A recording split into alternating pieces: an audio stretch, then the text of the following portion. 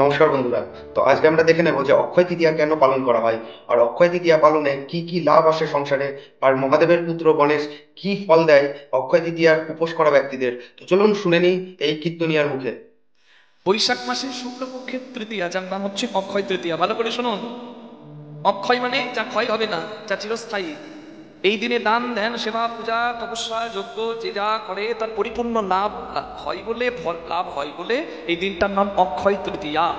অক্ষয় কথাটার অর্থ হচ্ছে ক্ষয় হয় না, যা যা চিরস্থায়ী। তার মানে এই দিনের পুণ্যটা ফলপ্রদ। রাধে রাধে। তাই সবাই এই দিন পালন করবেন। বিশেষ করে যারা নতুন ব্যবসা শুরু করতে চান, এই দিনটা সর্বোত্তম দিন। দোকানে দেখবেন হাল খাতা হয় অক্ষয় তৃতীয়াতে, অনেকে নববর্ষতে হয়, অনেকে অক্ষয় তৃতীয়াতে হয়। কারণ এই জন্য মানে এই অক্ষয় তৃতীয়াটা খুব শুভ। শুধু তাই নয়, গৃহ যজ্ঞ প্রতিষ্ঠা হচ্ছেন বাণিজ্যিক মানুষের ক্ষেত্রে উল্লেখযোগ্য। তো হরে কৃষ্ণ বন্ধুরা, এই অক্ষয় তৃতীয়ার পবিত্র দিনে আপনাদের সবারই সংসার সমৃদ্ধিতে ভরে উঠুক এবং আপনাদের সবার সংসারে শুভ হয়ে উঠুক এই অক্ষয় তৃতীয়ার পবিত্র দিন। তো ভিডিওটা ভালো লাগলে অবশ্যই একটা লাইক করবেন এবং কমেন্টে লিখবেন হরে কৃষ্ণ।